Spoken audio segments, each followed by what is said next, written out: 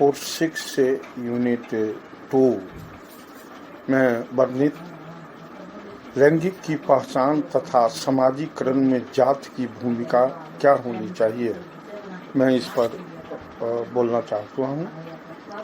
भारतीय समाज तथा क्रियाकलाप धर्मानुप्राणित है, क्योंकि धर्म का प्रभाव यहाँ व्यक्ति के जीवन के प्रत्येक पक्ष पर दिखाई देता है। समाज का स्तरीकरण प्रत्येक समाज में प्राप्त होता है और यहाँ स्तरीकरण में प्रमुख भूमिका जात की है। प्रत्येक जाति विशेष की अपनी प्रथाएं, रीति रिवाजें, संस्कार तथा मान्यताएं होती है, जिसके आधार पर उस जाति के सदस्य कार्य करते हैं तथा स्त्रियों और पुरुषों का स्थान, महत्व, सामाजिक आदि की भूमिका के निर्धारण में भी जातियों का महत्व अधिक रहता है। सामाजिक संगठन में जात की भूमिका अधिक महत्वपूर्ण है।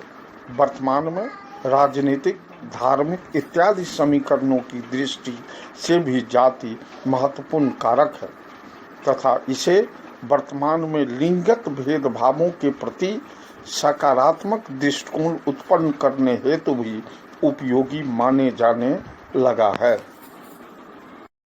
जाति क्या है, इसका शाब्दिक अर्थ क्या है तथा विद्वानों के अनुसार जाति की क्या परिभाषाएं हैं, इसे बिंदुओं पर कुछ हम स्पष्ट करना चाहेंगे।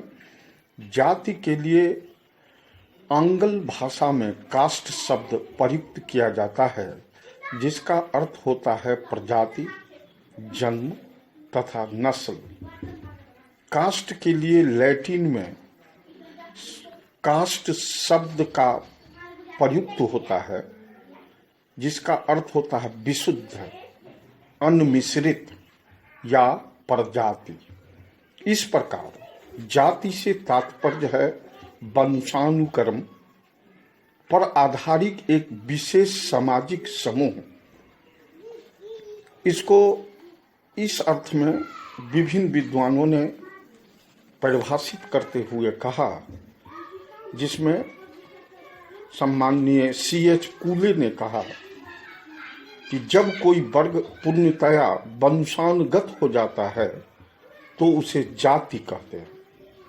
इसमें E.A. ग्रेट साहब ने कहा कि जाति को एक अंतर विवाह वाले समूह तथा ऐसे समूह के संकलन के रूप में परिभाषित किया जा सकता है, जिसका एक सामान्य नाम तथा समान परंपरागत व्यवसायी होता है, जो एक ही स्रोत से उत्पन्न होने का दावा करते हैं और सजातीय समुदाय का निर्माण करने वाले समझे जाते हैं। इस संदर्भ में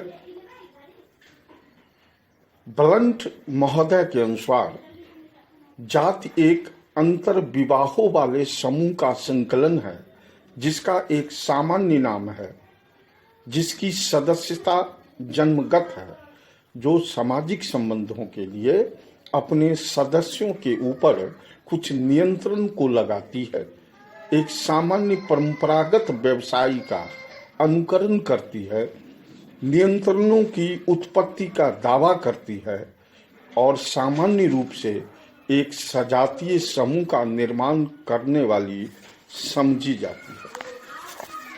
उपयुक्त परिभाषाओं के अवलोकन के पश्चात हम कह सकते हैं कि जाति व्यक्तियों का एक ऐसा समूह है जिसकी सदस्यता जन्मजात होती है और यह अपने सदस्यों पर कुछ नियंत्रण स्थापित करती है। जाति में एक सामान्य परंपरा तथा व्यवसायों का अनुसरण किया जाता है, जिसके द्वारा समाज में स्तरीकरण होता है। समाज को अनेक जन्मजात इकाइयों में विभक्त करने की कार्य की जाती है। यह एक बंद वर्ग है, जिसकी सदस्यता जन्म से और अस्थायी होती है। लैंगिक हेतु शिक्षा तथा जात की क्या भूमिका होनी चाहिए, इस पर मैं बिंदुवार आपको बताने जा रहा हूं।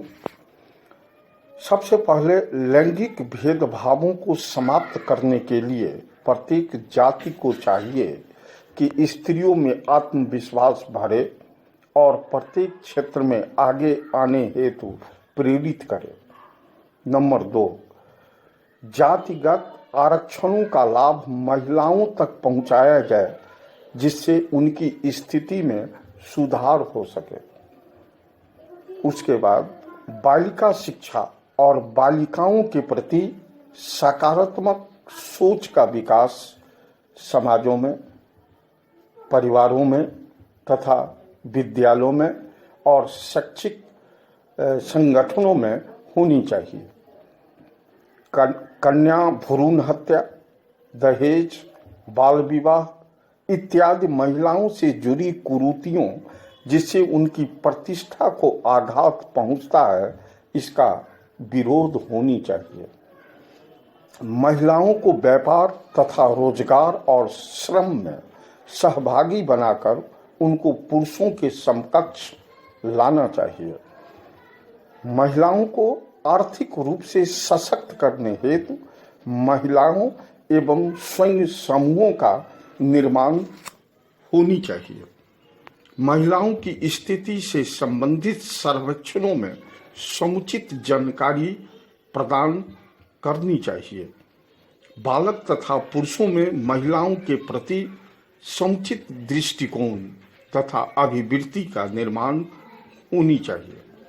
जाति विशेष अपनी व्यवस्था में व्याप्त रूढ़वादी तथा महिलाओं को ठेस पहुंचाने वाली परंपराओं को त्याग कर लैंगिक भेदभावों को कम कर सकती है।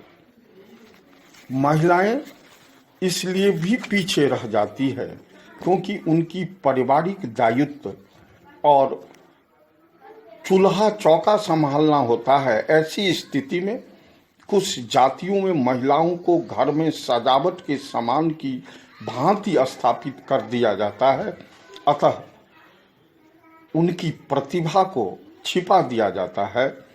इसलिए पारिवारिक दायित्वों की पूर्ति में महिलाओं को पारिवारिक सदस्यों द्वारा सहयोग दिए जाने का आह्वान किया जाना चाहिए। सामाजिक, सांस्कृतिक, धार्मिक दायित्वों और उनके संरक्षण में स्त्रियों की भूमिका महत्वपूर्ण होनी चाहिए। महिलाओं को पुरुषों के समान ही संवैधानिक अधिकार प्राप्त है, अतः उनके प्रति किसी भी प्रकार का भेदभाव असंवैधानिक है। इस बात को प्रसारित करनी चाहिए। सरकार तथा प्रशासन पर लैंगिक भेदभावों को समाप्ति हेतु दबाव बनानी चाहिए। परस्पर जातियों से वार्ता सहयोग की स्थापना कर लैंगिक भेदभावों को समाप्त करने का प्रयास किया जाना चाहिए। जातियों को चाहिए कि प्रौढ़ शिक्षा तथा बालिकाओं की शिक्षा के लिए रात्रि पाठशालाओं का संचालन कराया जाना चाहिए। जाति को लैंगिक विभेदों की समाप्ति करने में प्रभावी अभिकरण बनाया जा सकता है, क्योंकि जाति के नियमों द्वारा ही उस जाति विशेष के व्यक्ति संचालित होते हैं। यदि जातिगत नियमों, आदर्शों और परंपराओं और प्रथाओं में स्त्रियों का महत्व दिया जाने लगे तो वे पुरुष के समांतर स्थिति में आ सकेंगे। इस हेतु कुछ सुझाव निम्न प्रकार से दिए जा सकते हैं, जैसे समानता, न्याय, स्वतंत्रता, कर्म की प्रधानता, कुप्रथा का अंत, स्त्रियों के महत्व से परिचय, जातिगत उन्नति, सामाजिक सुव्यवस्था, जातिगत रीति रिवाजों तथा स्त्रियों में जागरूकता, आर्थिक उन्नति, शिक्षा एवं जागरूकता का प्रचार प्रसार, मनोवैज्ञानिक सुरक्षा, ये सभी उपयुक्त बिंदुओं पर ध्यान देकर यदि लैंगिक शिक्षा को प्रभावी बनाया जाए तो यह जो है महिलाओं की शिक्षा ये सुव्यवस्थित हो सकेगी।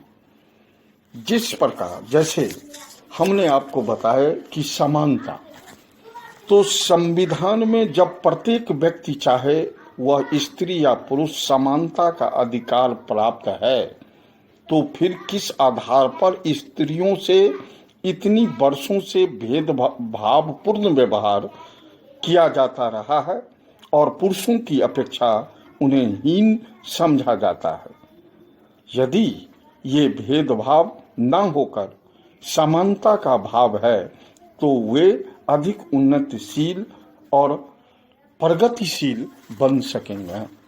न्याय, स्त्रियों को नियंत्रण शोषित किया जाता है और यदि वे शोषण के विरुद्ध आवाज उठाती है तो प्रतिष्ठा तथा मान का झूठा दिखावा कर उन्हें हे दृष्टि से देखा जाता है, जो कि स्त्रियों के स्थिति के सुधार के लिए घातक माना जाता है। अतः हमारे भारतीय संविधान में स्त्री तथा पुरुषों दोनों के लिए समान न्याय की व्यवस्था की गई है। स्वतंत्रता, आर्थिक, सामाजिक, सांस्कृतिक, राजनीतिक आदि क्षेत्रों की कई प्रकार की स्वतंत्रता स्त्रियों को पुरुषों की ही भांति प्राप्त है। अतः प्रत्येक जाति का यह पहल करनी होगी कि स्त्रियों को संविधान के द्वारा प्राप्त स्वतंत्रता को सुनिश्चित करें। कर्म की प्रधानता होनी चाहिए। स्त्री तथा पुरुष में किसी की श्रेष्ठता इस बात पर निर्भर न होकर उनकी श्रेष्ठता और योग्यता का मापक उसके कर्म होनी चाहिए। कर्म की महत्ता के द्वारा स्त्रियों को घर तथा बाहर के कार्यों में भी पुरुष तथा समाज के समक्ष अपनी प्रतिभा, कौशल दिखाने का अवसर प्राप्त होनी चाहिए। कुप्रथाओं का अंत, प्रत्येक जाति में अपनी प्रथाएं और परंपराएं होती है जो कुछ समय के पश्चात रूढ़ियों का रूप धारण कर लेती है। अतः इस कुप्रथाओं को समाप्त कर स्वस्थ परंपराओं के निर्माण द्वारा स्त्रियों को समुचित स्थान प्रदान कर सामाजिक गतिशीलता में वृद्धि की जानी चाहिए। स्त्रियों के महत्व से परिचय, प्रत्येक जाति अपने इतिहास को देखकर उस जाति की उन्नति, उसमें सामाजिक, आर्थिक, सांस्कृतिक, धार्मिक इत्यादि सम्मिलित है, देखना चाहिए। अपनी भावी पीढ़ियों का उसके योगदान, मानवता की रक्षा, परोपकार, दया, मातृत्व, स्नेह आदि की सहनीय दायित्वों से अवगत कराकर उनकी सक्रिय सहभागिता को दर्शाना चाहिए। जातिगत उन्नति होना चाहिए। स्त्रियों को दबाकर भले ही कोई जाति स्वयं को श्रेष्ठ तथा पौरुष संपन्न माने, परंतु अधिक दिनों तक यह नहीं चलती है, क्योंकि स्त्रियां यदि सही अवस्था का समुचित मनोदशा में नहीं है तो उसे योग्य संतानें उत्पन्न कर सकेगी और न ही उसके भरण पोषण के उत्तरदायित्वों को भली प्रकार निर्वहन कर सकेगी। अतः जातिगत उन्नति के कार्य हेतु भी स्त्रियों को समुचित स्थान और सम्मान प्रदान किया जाना चाहिए। उसके बाद सामाजिक सुव्यवस्था, स्त्रियों में भी सामाजिक सुव्यवस्था के जो मापदंड है वह पुरुषों की भांति भी उनको समायोजन करनी चाहिए। जातिगत रीति रिवाज, प्रत्येक जाति में अपनी प्रथाएं, रीति रिवाज तथा परंपराएं होती है। इसमें दोनों को समान रूप से स्त्री और पुरुषों को इसमें शामिल होनी चाहिए। आर्थिक उन्नति में भी इनकी योगदान को भुलाया नहीं जा सकता है। शिक्षा के प्रति इन्हें जागरूकता करनी चाहिए और मनोवैज्ञानिक जो सुरक्षा है, इस जातियों को लैंगिक समानता, सुदृढ़ता में महत्वपूर्ण भूमिका का निर्वहन करने हेतु स्त्रियों को मनोवैज्ञानिक और सुरक्षा के दायरे से बाहर निकालने का कार्य करनी चाहिए। स्त्रियों खुलकर सामने आएगी और पुरुषों के साथ कदम से कदम मिलाकर आगे बढ़ेंगी। इस तरह हम अंत में कह सकते हैं कि जाति भारतीय सामाजिक व्यवस्था को नियंत्रित करने तथा उसके स्तरीकरण में प्रमुख भूमिका का निर्वहन करती है। वर्तमान में जो जातिगत आधार पर तमाम प्रकार के विभेद तथा विघटनकारी तत्व ही सामने आ रहे हैं और भारत वैसे तो धर्मनिरपेक्ष और लोकतांत्रिक राष्ट्र है, परंतु जातिगत आंकड़ों के आधार पर किसी तरह की राजनीति होती आ रही है। इसमें तो यह तय है कि किसी भी जाति के व्यक्तियों में अपार संभावनाएं होती है और शक्ति होती है, जिसे सकारात्मक दिशा प्रदान करके जातिगत विभेदों विघटनकारी तत्वों को समाप्त किया जा सकता है और स्त्रियों की स्थिति पुरुषों के समकक्ष करने में, उनको सुरक्षात्मक वातावरण प्रदान करने में जाति की भूमिका अत्यधिक महत्वपूर्ण है। यदि जातियां यह भी संकल्प ले लें कि स्त्री पुरुष में किसी प्रकार का भेदभाव नहीं बरता जाएगा, तो जो कार्य स्वतंत्रता के 68 वर्षों के पश्चात तीव्रता से नहीं हो पाया, वह तीव्र गति से संपन्न होगा।